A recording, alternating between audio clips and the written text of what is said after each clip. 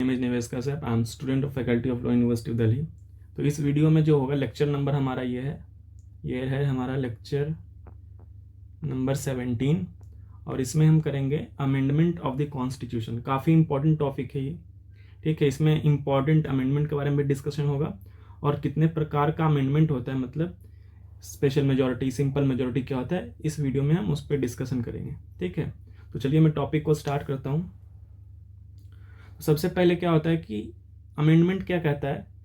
Amendment एक process है हमारे लॉ को मतलब चेंज करने के लिए। जो भी हमारे कॉन्स्टिट्यूशन में लॉ दिया गया है या लिखा गया है, उसमें अगर कुछ बदलाव करना हो, उसमें कुछ चेंज करना हो, तो उस प्रोसेस को जो बोलते हैं उसको बोलते हैं अमेंडमेंट, ठीक है। तो फर्स्ट पॉइंट देखते हैं क्या कहता है। The amending the Constitution of India is the process of making changes to the nation's fundamental law. Fundamental law मतलब कॉन्स्टिट्यूशन में जो लॉ दिया गया उसमें अगर आपको कुछ चेंज करना हो, the process of making change, ये लिखा हो the process of making change, तो उसको बोलते हैं अमेंडमेंट। तो amendment to the constitution. Next point क्या कहता है, the procedure of amendment in the constitution is laid down in part 20 article 368। यहाँ से डायरेक्टली क्वेश्चन बनता है कि किस पार्ट में दिया गया अमेंडमेंट का प्रोसीजर। अमेंडमेंट का जो प्रोसीजर है कौन से पार्ट में, तो पार्ट 20 होगा और आर्टिकल कौन सा है, 368। काफ़ी कॉमन क्वेश्चन है, पूछा जाता है। तो बेसिकली पार्ट में कन्फ्यूजन नहीं होना है। पार्ट 20, इसको 20 बोलते हैं, ये 10 10 20 है, ठीक है। रोमन में लिखा गया ये, तो कन्फ्यूज नहीं होना है। अब बात करते हैं नेक्स्ट पॉइंट पे। The procedure for amending the constitution is neither flexible nor rigid. जैसे ब्रिटेन में क्या है, अनरिटन कॉन्स्टिट्यूशन है, तो हाँ बिल्कुल फ्लेक्सिबल है। जब मन होता है पार्लियामेंट का, जब वो अमेंड कर सकते हैं, क्योंकि रिटन कॉन्स्टिट्यूशन है नहीं। लेकिन यूएसए में रिटन कॉन्स्टिट्यूशन है, तो हाँ इतना रिजिड है कि आप इजीली नहीं कर सकते हो अमेंड।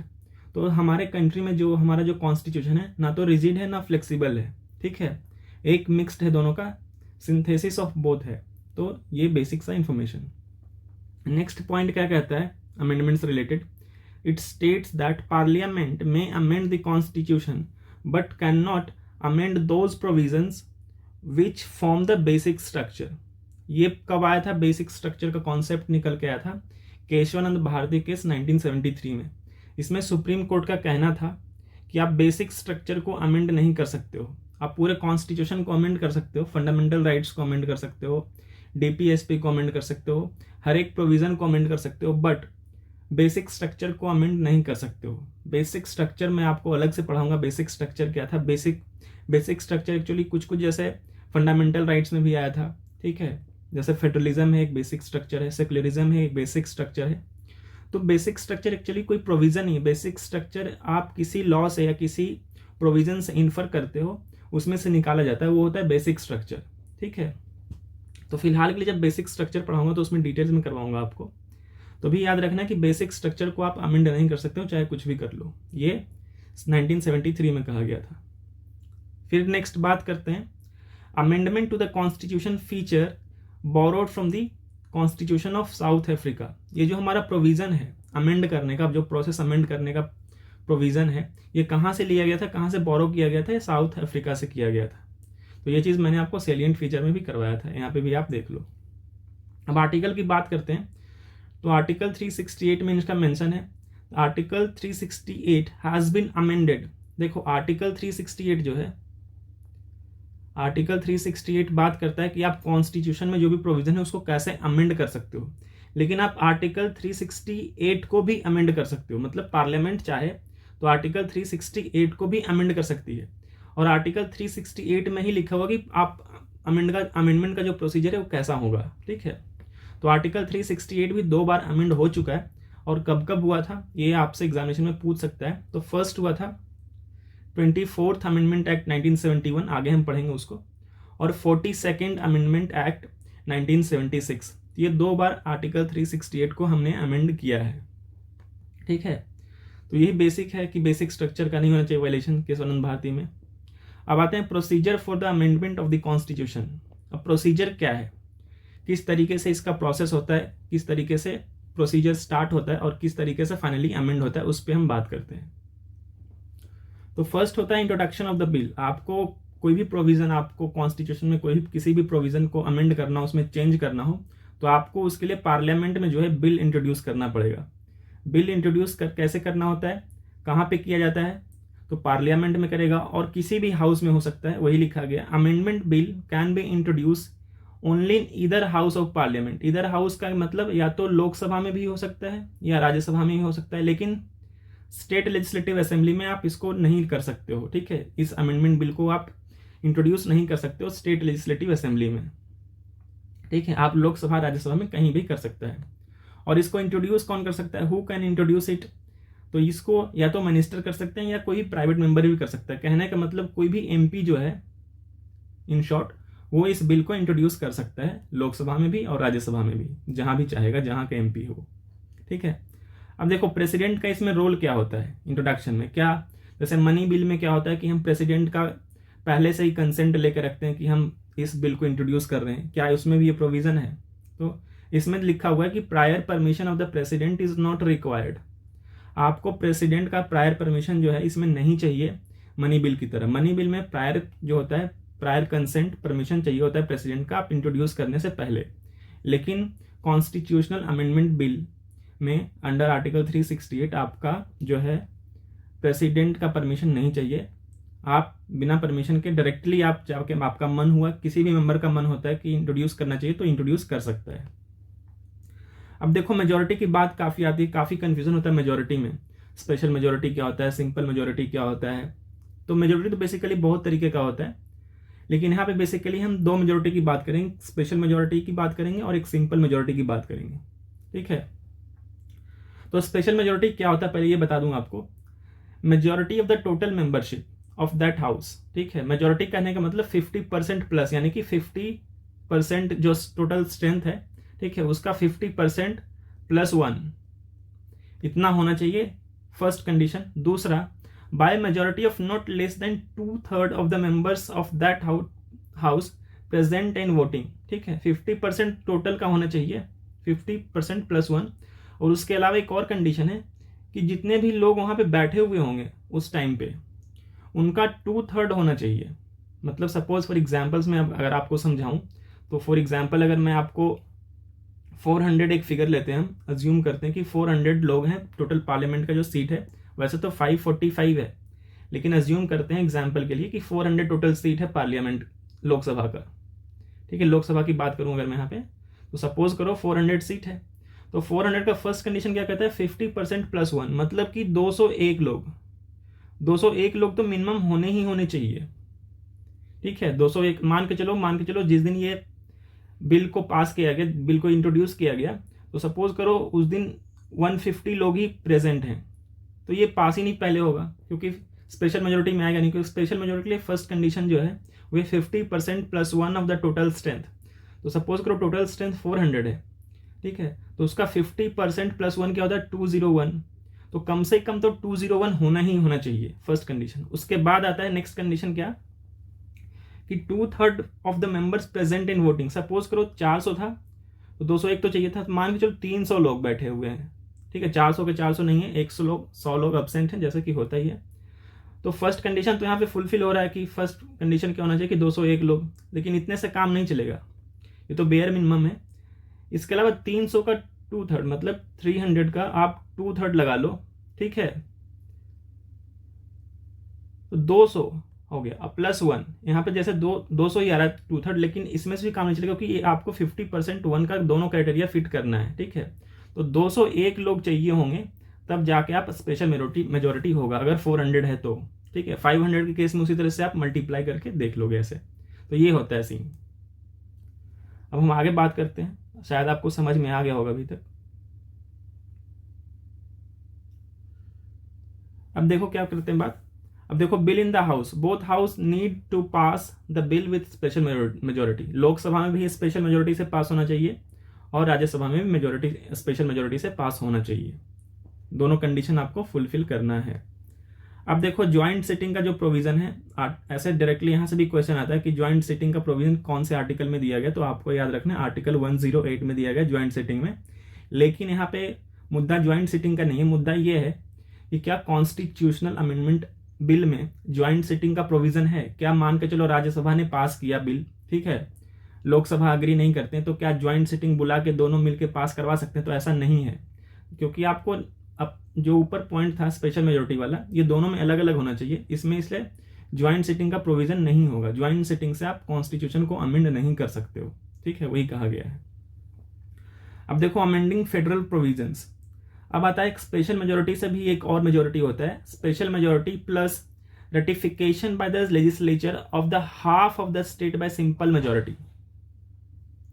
इसमें क्या होता है, स्पेशल मेजोरिटी तो पहले ऊपर वाला तो था ही, उतना तो समझ में आ गया। अब आता है रटिफिकेशन बाय लेजिस्लेचर। क्या होता है कि मान के चलो इंडिया में टोटल 28 स्टेट्स हैं, 28 स्टेट्स हैं, तो हाफ ऑफ द स्टेट्स मतलब कि 14 स्टेट्स जो हैं उनका भी कंसेंट होना चाहिए। लेकिन इस 14 स्टेट में इनके जो लेजिस्लेटिव असेंबलीज हैं इन 14 स्टेट में, वहां पे सिंपल मेजोरिटी में ये पास होगा।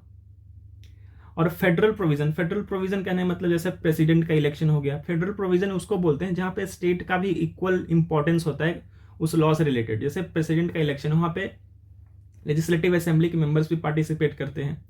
या आपको जैसे जीएसटी वाला कॉन्सेप्ट था, वहां पे टैक्सेशन वाला जो भी प्रोविजन है जहां पे स्टेट रिलेटेड है, तो वैसे कुछ चीज को अमेंड करना हो तो वहां पे स्टेट का भी कंसेंट होना चाहिए। और उस केस में क्या होता है कि state, half of the state का जो कंसेंट होना चाहिए, और वहां पे स्टेट लेजिस्लेटिव असेंबली में सिंपल मेजोरिटी से पास किया जाता है, और पार्लियामेंट में, लोकसभा और राज्यसभा में स्पेशल मेजोरिटी से पास किया जाएगा। और वो कौन सा होता है, जब फेडरल प्रोविजन हो। आगे मैं डिस्कस करूंगा फेडरल प्रोविजन क्या क्या होता है, ठीक है। अब बात करते हैं नेक्स्ट पॉइंट के ऊपर।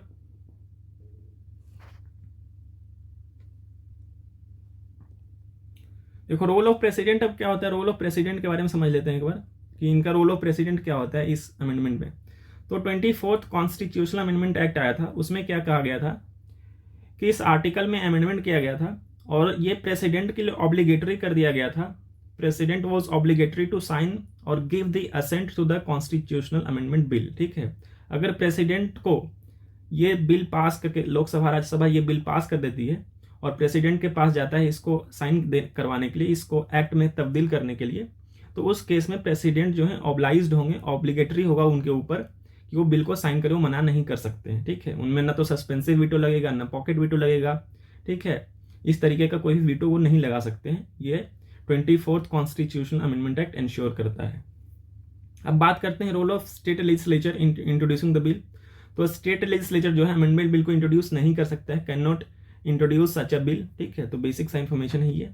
अब आगे बढ़ते हैं टाइप्स ऑफ मेजोरिटी पे, क्योंकि यहाँ देखो क्या होता है उस पर हम देखते हैं। सिंपल मेजोरिटी क्या होता है, स्पेशल मेजोरिटी क्या होता है, 3 तरीके का बेसिकली मेजोरिटी होता है, तो उस पर डिस्कशन हम करते हैं। तो सिंपल मेजोरिटी क्या कहता है कि majority of members of each house present in voting, ठीक है। जितने लोग वहां बैठे हुए हैं उनका बस प्रेजेंट, उतने जो बैठे हुए हैं उनमें से जो मेजोरिटी होगा उसको बोलते हैं सिंपल मेजोरिटी। और 50% + 1 का क्राइटेरिया होना चाहिए, ठीक है, ये भी है। Majority of member of each house present in voting, this is similar to the ordinary law making process, ठीक है। जो भी एक ऑर्डिनरी लॉ बनता है, ठीक है, जैसे कि स्टेट का नाम चेंज करना हो, स्टेट का एरिया बढ़ा देना हो, ये सब जैसे यहाँ पे दिखा एग्जाम्पल में, जैसे जज का स्ट्रेंथ बढ़ाना हो 31 to 34 किया गया, तो ये सब जो बेसिक अमेंडमेंट है इसको आप सिंपल मेजोरिटी से कर सकते हो, ठीक है, वही कहा गया। और ये अमेंडमेंट्स आर्टिकल 368 के अंडर में कंसीडर नहीं होगा। ये जो अमेंडमेंट होता है आर्टिकल 368 के अंडर में नहीं आएगा, तो इसको बोलते हैं सिंपल मेजोरिटी। अब देखो स्पेशल मेजोरिटी क्या होता है। स्पेशल मेजोरिटी के ऊपर मैंने आपको बताया था ऊपर अच्छे से डिटेल में कि फर्स्ट तो 50% का जो कॉन्सेप्ट है वो होगा, 50% से ज़्यादा होना चाहिए ही होना चाहिए। अगर स्ट्रेंथ 500 है तो 250 होना ही चाहिए, 250 + 1 यानी कि 251 plus 2/3 of the member of each house present in voting. हर एक हाउस में जो है अप्लीकेबल है इंडिविजुअली, लोकसभा में तो लोकसभा में, राज्यसभा में तो राज्यसभा में 50% प्लस 2/3 मेंबर्स उस टाइम पे जो प्रेजेंट होंगे, ठीक है, वोट करेंगे, उनका 2/3 भी होना जरूरी है। मतलब जितने लोग बैठे हुए हैं, मान के चलो 300 लोग बैठे हुए हैं, तो ठीक है 300 लोग का 50% 150, ठीक है। अब इसका 2/3 निकाल लो आप, तो 200 लोग, तो 200 लोग अगर वोट कर देते हैं तो ये होगा स्पेशल मेजोरिटी, ठीक है। अब जैसे देखो स्पेशल मेजोरिटी में जैसे 103rd अमेंडमेंट एक्ट आया था जो 10% रिजर्वेशन दिया था इकोनॉमिक वीकर सेक्शन वालों को, ठीक है, तो वो जो था स्पेशल मेजोरिटी से पास किया गया था। तो ऐसे प्रोविजंस होते हैं जो स्पेशल मेजोरिटी से पास किए जाते हैं, ठीक है। अब आता है special majority width of parliament and consent of the state, जहाँ पे स्टेट का भी रोल होता है, जैसे फेडरल फीचर्स को अगर कुछ अमेंड करना हो तब उस केस में, तो वहाँ पे क्या होता है कि स्पेशल मेजोरिटी वाला जो ऊपर वाला तो कॉन्सेप्ट लगेगा ही, प्लस बाय सिंपल मेजोरिटी, ठीक है, बताया था ratification by the state, half of the states, अगर 28 स्टेट है तो 14 स्टेट का रेटिफिकेशन चाहिए, 14 स्टेट का जो कंसेंट चाहिए, अब प्लस वहाँ उनका जो लेजिस्लेटिव असेंबली है वहाँ पे सिंपल मेजोरिटी के साथ वो बिल पास करेंगे, तब होता है special majority plus consent of the state. ठीक है, जैसे देखो एक एग्जाम्पल है 101st अमेंडमेंट एक्ट, जीएसटी जब इंट्रोड्यूस किया था 2017 में, ठीक है, तो वहाँ पे फेडरल फीचर था, क्योंकि जीएसटी में टैक्सेशन वाला सिस्टम है, यहाँ पे सेंटर और स्टेट दोनों इन्वॉल्व होते हैं, तो ऐसे फीचर को जहाँ पे सेंट्रल भी इन्वॉल्व हो और स्टेट भी इन्वॉल्व हो। ठीक है, जैसे कोई भी इशू है जो कंकरेंट लिस्ट में दिया गया है, आपने लिस्ट के बारे में पढ़ा होगा, union list, state list and concurrent list, तो कंकरेंट लिस्ट में जो भी चीज़ में चेंज करना हो ना, एक्चुअली मोस्ट ऑफ देम क्या होता है कि वो फेडरल फीचर में आते हैं, ठीक है, वहाँ पे ये वाला कॉन्सेप्ट यूज होगा। अब नेक्स्ट बात करते हैं various provisions and majority required. ठीक है, कुछ देख लेते हैं आगे कि कौन कौन सा आएगा किस में। अब देखो सिंपल मेजोरिटी से क्या क्या होता है उसको हम एक बार देख लेते हैं। Admission and establishment of new state, article 2 के अंदर होता है कि किसी न्यू स्टेट को आपको बनाना है, क्रिएट करना है, ठीक है, तो वो सिंपल मेजोरिटी से होता है। आर्टिकल 2 याद रखना आपको, ठीक है। अल्टरेशन करना है किसी स्टेट के एरिया में, ठीक है, स्टेट का नाम बदलना हो, ठीक है, ये सब जो होता है आर्टिकल 3 में दिया गया है, ये भी सिंपल मेजोरिटी के साथ होता है। सेकेंड शेड्यूल में कुछ चेंज करना हो, एम्यूलमेंट्स एंड अलाउंस प्रिविलेजेस जो मिलते हैं, ठीक है, इन सब में अगर कुछ चेंज करना हो तो ये सब भी सिंपल मेजोरिटी से होता है, क्योंकि इसमें कुछ उतना खास है नहीं। ठीक है, abolition and creation of legislative council in state, अगर किसी स्टेट को लगता है कि वहाँ लेजिस्लेटिव काउंसिल बना, जैसे मैं बता दूँ ये 6 स्टेट हैं जहाँ पे लेजिस्लेटिव काउंसिल है, मैंने आपको पढ़ाया है ये, ठीक है, तो अगर उनको लगता है कि ये लेजिस्लेटिव काउंसिल को अबोलिश करना है तो क्या करते हैं, पार्लियामेंट को रिक्वेस्ट करते हैं कि आप इस पे अमेंड करो। ठीक है, तो जैसे ही वो रिक्वेस्ट भेजेंगे वो खुद से अबोलिश नहीं कर सकते हैं। स्टेट लेजिस्लेटिव असेंबली अगर चाहे कि जो हमारे हैं, जैसे बिहार है, सपोज करो बिहार में क्या होता है, एक एग्जांपल देता हूँ, बिहार में स्टेट लेजिस्लेटिव असेंबली भी है और स्टेट लेजिस्लेटिव काउंसिल भी है, दोनों है। 6 स्टेट हैं ऐसे, बिहार है, यूपी है, महाराष्ट्र है, कर्नाटक है, आंध्र प्रदेश है, तेलंगाना, ये 6 स्टेट हैं जहाँ पे लेजिस्लेटिव काउंसिल भी हैं। तो अगर बिहार गवर्नमेंट को लगती है ऐसा, ठीक है, कि स्टेट लेजिस्लेटिव काउंसिल को हमें अबॉलिश करना है, तो ये पार्लियामेंट को बोलेगा ऐसे एज सच कि हमें अबॉलिश करना है, तो पार्लियामेंट क्या करेगी, अपने यहाँ पार्लियामेंट में, लोकसभा या राज्यसभा में वो बिल इंट्रोड्यूस करेगी पार्लियामेंट में, और ये जो बिल इंट्रोड्यूस होगा ये सिंपल मेजोरिटी के साथ पास कर दिया जाएगा, तो यहाँ पे जो है ये अबॉलिश कर दिया जाएगा। ठीक है, स्टेट लेजिस्लेटिव असेंबली के पास पावर नहीं है, ये चीज आपको ध्यान रखना थोड़ा।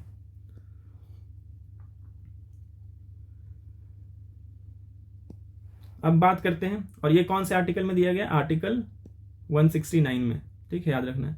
Quorum in parliament, article 100, quorum मतलब कि मिनिमम नंबर जो होता है चाहिए होता है पार्लियामेंट को रन करने के लिए।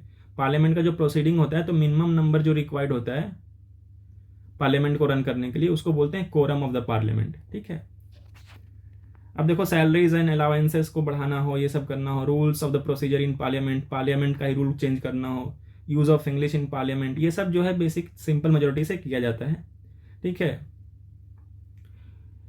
नंबर ऑफ प्यून जजेस इन सुप्रीम कोर्ट, प्यून जजेस क्या होता है इसमें बता दूं कि जो लोग बेसिकली आपने सुना होगा जुडिशरी में कि जजेस का जो पावर होता है, जुडिशरी पावर, वो सेम होता है। सुप्रीम कोर्ट के अगर जज हैं तो चीफ जस्टिस हो या फिर बाकी अदर जजेस हो, उनका जो पावर होता है जुडिशियल पावर वो इक्वल होता है। ठीक है, लेकिन सपोज करो जैसे अपॉइंटमेंट ऑफ जजेस हो, जहां पे अपॉइंट करना हो, जैसे कॉलेजियम सिस्टम है, तो जो सीनियर मोस्ट जज होते हैं वही next chief justice of India बनते हैं।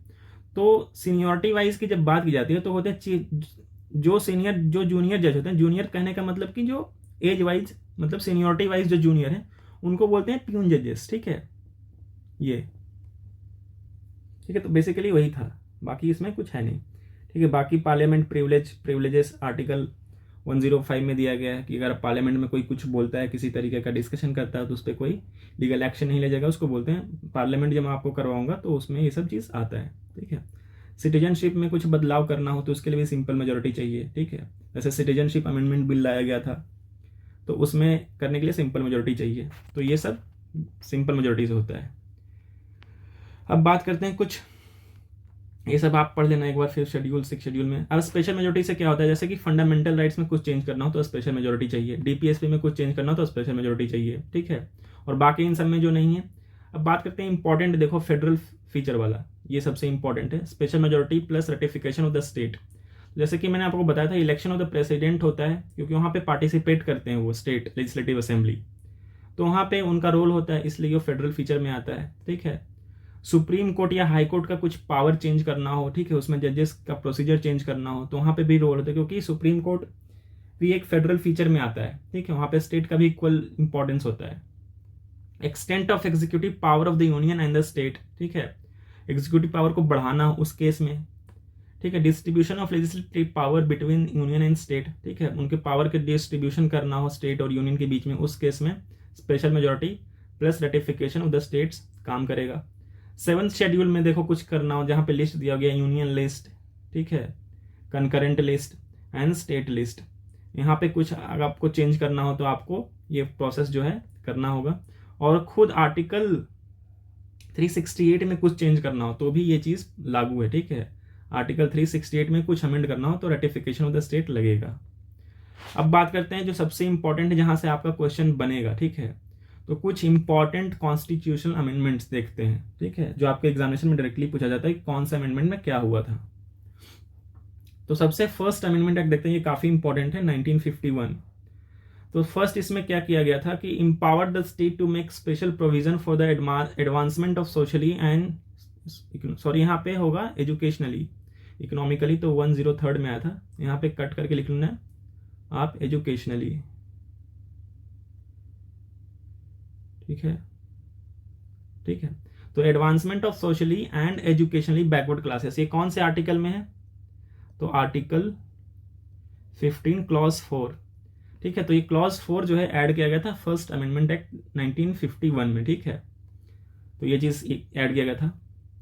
दूसरा क्या किया गया था, provided for the saving of laws providing for acquisition of states, ठीक है। 9th शेड्यूल वाला एक्चुअली जो कॉन्सेप्ट है वो इसी में किया गया था, क्योंकि 9th शेड्यूल को बनाया इसलिए गया था, 9th शेड्यूल को लाया गया था, उसमें जो भी लॉ को डाल दिया जाएगा 9th शेड्यूल में वो जुडिशियल रिव्यू के बाहर होगा, मतलब जुडिशियल रिव्यूज पे काम नहीं करेगा, ठीक है। तो ऐसे एक्विजिशन ऑफ स्टेट्स जो था, जैसे उस टाइम पे क्या था कि बहुत डिस्ट्रीब्यूशन करना था ना इक्वल, जैसे काफी कम लोगों के पास काफी सारी मतलब ऐसे प्रॉपर्टी हुआ करता था, जमीन हुआ करता था, तो उसको लेकर के गरीबों में बांटा गया था, इक्वल डिस्ट्रीब्यूशन किया गया था। तो उस टाइम पे हो सकता था कि फंडामेंटल राइट्स का हनन हो, इसके डर की वजह से 9th शेड्यूल लाया गया था और उसमें ये लॉ को डाला गया था कि आप सुप्रीम कोर्ट जो है फंडामेंटल राइट के बेसिस पे जो है इस पे जुडिशियल रिव्यू का एक्ट ना करे, ठीक है। तो वही कहा गया था ये। The first prime minister Jawaharlal Nehru added the 9th schedule to protect the land reforms, जो लैंड रिफॉर्म्स लाए गए थे, ठीक है, and other laws included in it from the judicial review, judicial review से बचाने के लिए इसमें डाला गया था लॉ को, क्योंकि इस 9th शेड्यूल का प्रोविजन ये था कि जो भी लॉ इसमें डाला जाएगा वो जुडिशियल रिव्यू के अंदर नहीं आएगा, ये आर्टिकल 368 के अंडर में अमेंड किया गया था, ठीक है। और वो आर्टिकल कौन कौन सा है, आर्टिकल 31, 31A, 31B, ठीक है, इन तीनों को इंसर्ट किया गया था, ये फंडामेंटल राइट्स में किया हुआ है। अब देखो जो यहाँ से सवाल आता है कि आर्टिकल 19 में भी कुछ प्रोविजंस डाले गए थे, जैसे कि 3 more grounds of restriction on article 19(1), ठीक है, आर्टिकल 19 के कुछ प्रोविजन रीजनेबल रिस्ट्रिक्शन के तौर पे यहाँ पे फर्स्ट अमेंडमेंट एक्ट में डाला गया था। वो कौन कौन सा था, पब्लिक ऑर्डर का कॉन्सेप्ट था, ठीक है, friendly relation with the foreign states and incitement to an offence, ये 3 जो था रेस्ट्रिक्शन, ये आर्टिकल 19 के अंडर में डाला गया था इस फर्स्ट अमेंडमेंट एक्ट के तहत में, ठीक है। तो फर्स्ट अमेंडमेंट में ये 3 चीज आपको ध्यान रखना है, 9th शेड्यूल, आर्टिकल 15(4) एंड ये आर्टिकल 19 वाला। अब आते हैं 7th अमेंडमेंट एक्ट 1952, इसमें से काफी मतलब यहाँ से 2 क्वेश्चन बनता है, वो कौन सा है, extended the jurisdiction of high courts to union territories, ठीक है, जो हाई कोर्ट स्टेट का हाई कोर्ट होगा उसका जुरिडिक्शन यूनियन टेरिटरीज पे भी लागू होगा, ये प्रोविजन लाया गया था। और 1, 2 या 2 से ज्यादा स्टेट के लिए कॉमन हाई कोर्ट होगा, जैसे आपको पता होगा, ठीक है। तो ये चीज़ लाया गया था, कौन सा अमेंडमेंट है, 7th अमेंडमेंट एक्ट 1952 में। ठीक है, ये सब आपके लिए इंपॉर्टेंट नहीं, abolition of class ABC states, ये स्टेट रीऑर्गेनाइजेशन वाला कॉन्सेप्ट है, इसको हम अलग से कभी टाइम मिलेगा तो करेंगे, आपके एग्जामिनेशन पॉइंट ऑफ व्यू से इंपॉर्टेंट नहीं है। तो कॉमन हाई कोर्ट का कॉन्सेप्ट आपको ध्यान रखना है, ये 7th अमेंडमेंट एक्ट से आया था। ठीक है, अब बात करते हैं 9th अमेंडमेंट एक्ट, इसमें भी आपको कुछ नहीं करना है, इंपॉर्टेंट आपके लिए नहीं है। ठीक है, अब 14th अमेंडमेंट एक्ट थोड़ा सा देख लो, 1962, कभी कभी ईयर पूछ लेता है कि पुडुचेरी को यूनियन टेरिटरी में, इंडियन यूनियन में कब लाया गया था, इनकॉर्पोरेट किया गया था, तो आपको 1962 14th अमेंडमेंट एक्ट में का उतना इंपॉर्टेंट नहीं है आपके लिए। अब देखो ये इंपॉर्टेंट है, 26th अमेंडमेंट एक्ट 1971, ये काफ़ी बार पूछा गया एग्जामिनेशन में, पूछता है abolish the privy purses and privileges of the former rulers of the princely state. Privy purse क्या होता था कि पहले क्या होता था कि जब देश आज़ाद हुआ था उस टाइम पे, तो काफ़ी पहले वाला सिस्टम अभी भी चल रहा था, बहुत हद मतलब पूरी तरीके से ख़त्म नहीं हुआ था, कि जैसे राजा महाराजा हुआ करते थे। ठीक है, प्रिंसली स्टेट्स जो राजकुमार होते थे, राजा होते थे, उनको सरकार की तरफ से पेंशन दिया जाता था। ठीक है, तो उस चीज़ को ख़त्म किया गया था, उसी को बोलते हैं अबॉलिश द प्रीवी पर्सेस। ठीक है, उनके जो प्रिविलेजेस मिलते थे, उनको पेंशन दिया जाता था, उनको जो सरकार की तरफ से भत्ता दिया जाता था, ये सब खत्म कर दिया गया 26th अमेंडमेंट एक्ट 1971 में। ठीक है, अब आते हैं 35th अमेंडमेंट एक्ट 1974। ये देखो काफ़ी इंपॉर्टेंट है, ये दोनों आपको एक साथ याद रखना है, 35th एंड 36th, क्योंकि यहाँ से टेक्निकल थोड़ा सा क्वेश्चन बनता है, उसको हम देखते हैं क्या होता है।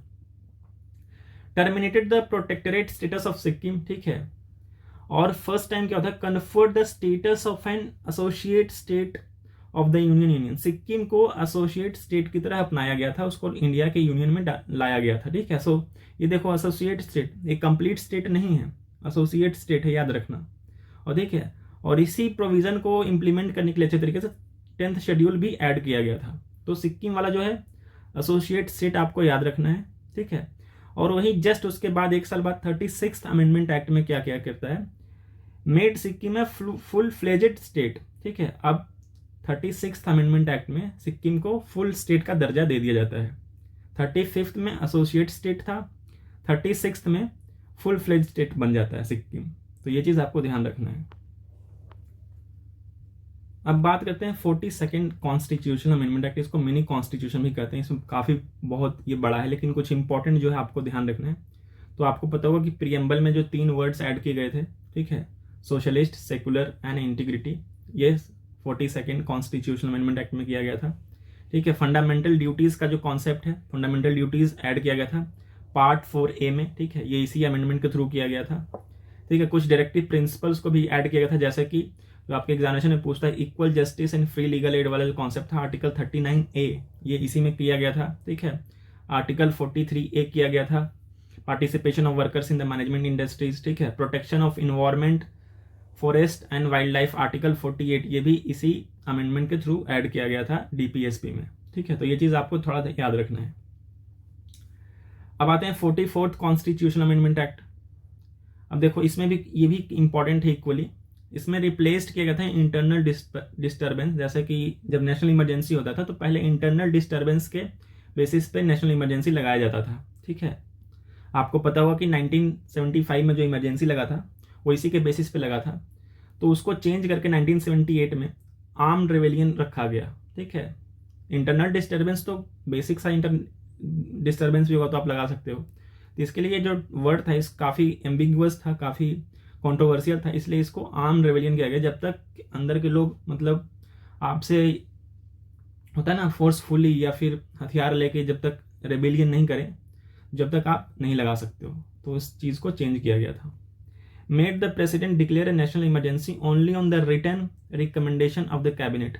ये भी क्यों हुआ था, क्योंकि इंदिरा गांधी के टाइम पे, ठीक है, इंदिरा गांधी ने बोला था प्रेसिडेंट को और उन्होंने इमरजेंसी लगवा दिया था, तो वो वापिस बाद में रिपीट ना हो, ऐसा कोई प्राइम मिनिस्टर नेक्स्ट टाइम ना करे। ठीक है, तो उसके लिए कुछ रेस्ट्रिक्शन लगाया था 44th अमेंडमेंट एक्ट में। वो क्या था कि जब तक कैबिनेट में कुछ मिनिस्टर्स होते हैं, इंपॉर्टेंट मिनिस्टर्स होते हैं इंक्लूडिंग प्राइम मिनिस्टर, ठीक है, तो जब तक उनका रिटर्न रिकमेंडेशन नहीं जाएगा ना प्रेसिडेंट के ऊपर, तो वो नेशनल इमरजेंसी नहीं लगा सकते हैं। ये चीज़ इस प्रोविजन में कहा गया था, ताकि जो 75 में हुआ था वो नेक्स्ट आगे ना हो, ऐसा कि प्रधानमंत्री ने बोला मतलब फ़ोन करके कि लगा दो इमरजेंसी, तो इमरजेंसी लग गया, ऐसा नहीं होना चाहिए।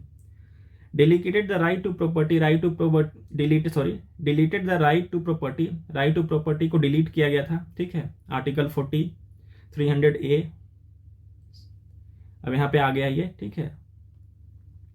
राइट टू प्रॉपर्टी अब लीगल राइट है, आपको पता होगा ये, पहले ये फंडामेंटल राइट्स हुआ करता था।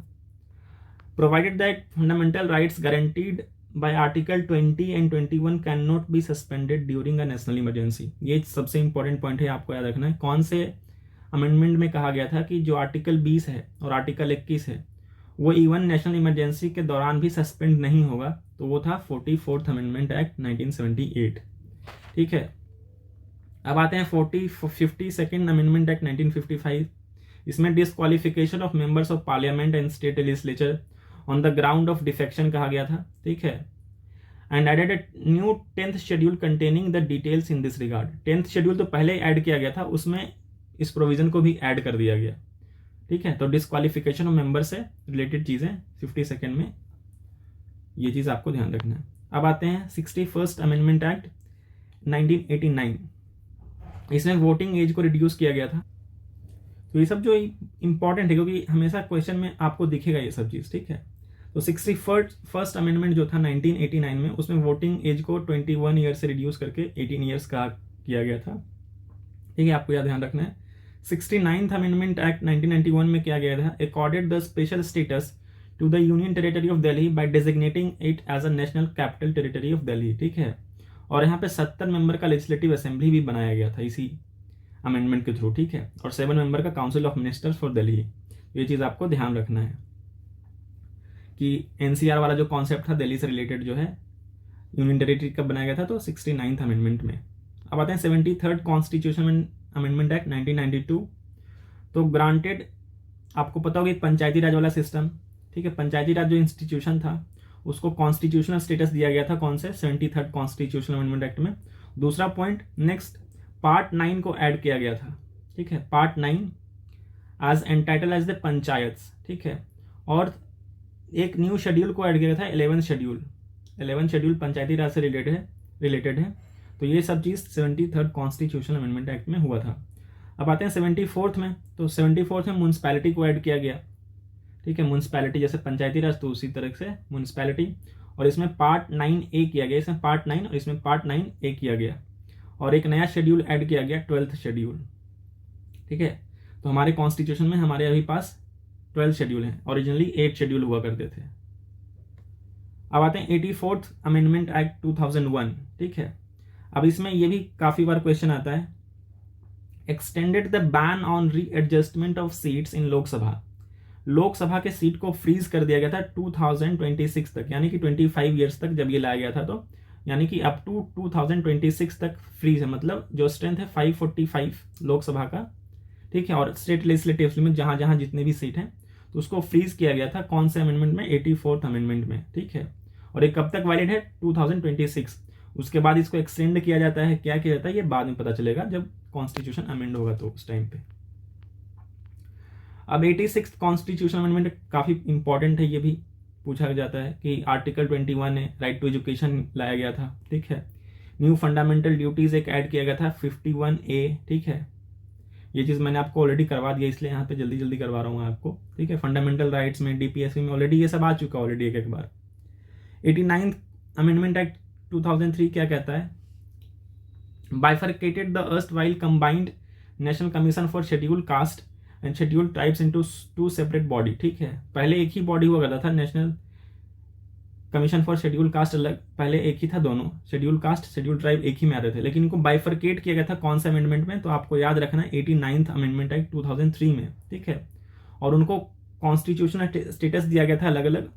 तो शेड्यूल कास्ट को दिया गया था 338, ठीक है। और शेड्यूल ट्राइब का स्टेटस कौन था, आर्टिकल के अकॉर्डिंग 338A। तो ये चीज आपको याद रखना, आर्टिकल ये इंपॉर्टेंट है। जब आपको कॉन्स्टिट्यूशनल बॉडी पढ़ाऊंगा तो उसमें डिटेल में हम इसको करेंगे, ठीक है, कैसे बाइफरकेट हुआ, क्या रोल है इसका, चेयरमैन कौन होता है, ये सब चीजें हम करेंगे डिस्कशन। यहाँ पे बस अमेंडमेंट करवा रहा हूँ, इसलिए आपको मैं बस उसके प्रोविजंस को डिस्कस कर रहा हूँ। अब 97th अमेंडमेंट एक्ट 2011 है। इसमें कोऑपरेटिव सोसाइटीज के बारे में बात की गई थी, ठीक है। और इसमें तो कुछ है नहीं, article, it made the right to form cooperative societies as a fundamental rights article 19 में जो कि दिया गया है, बस ये बेसिक्स है। न्यू पार्ट ऐड किया गया था, पार्ट 9B, ठीक है, तो आप ये चीज़ ध्यान रखना है। अब आते हैं 99th कॉन्स्टिट्यूशनल अमेंडमेंट एक्ट 2014, बस इसमें नेशनल जुडिशियल अपॉइंटमेंट कमीशन को लाया गया था, जिसको अनकॉन्स्टिट्यूशनल किया गया था 4-1 मेजोरिटी के साथ, ठीक है, बस वही बेसिक्स है। कॉलेजियम सिस्टम को रिप्लेस करने के लिए लाया गया था नेशनल जुडिशियल अपॉइंटमेंट कमीशन, ठीक है, इस पर अलग एक सेपरेट वीडियो बना हो, जाके आप देख सकते हो। अब बात करते हैं 100th कॉन्स्टिट्यूशन अमेंडमेंट एक्ट 2015। इसमें लैंड बाउंड्री एग्रीमेंट था बिटवीन किसके, इंडिया एंड बांग्लादेश के बीच में डिस्कशन किया गया है, ठीक है। जब आपको मैं स्टेट बाउंड्रीज पढ़ाऊंगा, स्टेट वाला प्रोविजन, तो उसमें ये आएगा अलग से, ठीक है। तो बेसिकली आपको भी याद रखना है लैंड बाउंड्री एग्रीमेंट जो बिटवीन इंडिया एंड बांग्लादेश, ये 100th constitutional amendment act related है। 101 कॉन्स्टिट्यूशनल अमेंडमेंट एक्ट क्या कहता है, गुड्स एंड सर्विसेज टैक्स, आपको पता होगा 2017 में लाया गया था ये चीज़। 102 national commission for backward classes को कॉन्स्टिट्यूशन स्टेटस दिया गया था, ये काफ़ी इंपॉर्टेंट है, ठीक है। तो 102 कॉन्स्टिट्यूशन अमेंडमेंट एक्ट के through national commission for backward classes को कॉन्स्टिट्यूशनल स्टेटस दिया गया था। 103 कॉन्स्टिट्यूशन अमेंडमेंट क्या कहता है, 2000 EWS वाला 10% रिजर्वेशन जो मिला था, ठीक है। 104 कॉन्स्टिट्यूशन अमेंडमेंट 2020, ये देखो काफ़ी इंपॉर्टेंट है, इसको बहुत लोग मिस कर देते हैं। फर्स्ट इसमें 2 प्रोविजन किया था, एक यहाँ पे नहीं लिखा, उसको मैं बता देता हूँ। Extended the reservation of seat for SC and STs in Lok Sabha and state assemblies, ठीक है, रिजर्वेशन को एक्सटेंड किया गया। और दूसरा यहाँ पे नोट डाउन कर लो, एंग्लो इंडियंस का जो सीट हुआ करता था, एंग्लो इंडियंस जो 2 लोग अपॉइंट होते थे लोकसभा में, 2 लोग अपॉइंट होते थे, ठीक है, जो जिनको प्रेसिडेंट अपॉइंट करते थे लोकसभा में, और लेजिस्लेटिव असेंबली में जिनको गवर्नर एक लोगों को अपॉइंट करते थे, उनको हटा दिया गया। अब वो चीज़ नहीं है, ठीक है, जो एंग्लो इंडियन वाला कॉन्सेप्ट है 2 लोगों को अपॉइंट करने का, वो खत्म कर दिया गया था इसे 104 कॉन्स्टिट्यूशनल अमेंडमेंट एक्ट में। तो ये चीज़ आपको ध्यान रखना, बस इतना ही था। तो आज के वीडियो में इतना ही रखते हैं, ठीक है। तो ये कुछ इंपॉर्टेंट अमेंडमेंट है, यहाँ से सवाल आते हैं, ठीक है, डायरेक्टली आपको 1 या 2 सवाल आपके एग्जामिनेशन में देखने को मिलेंगे, ठीक है, इस टॉपिक में से। तो आई होप आप इसको अच्छे से एक बार रिवाइज कर लेना, देख लेना, ठीक है। बाकी इतना ही, थैंक यू एंड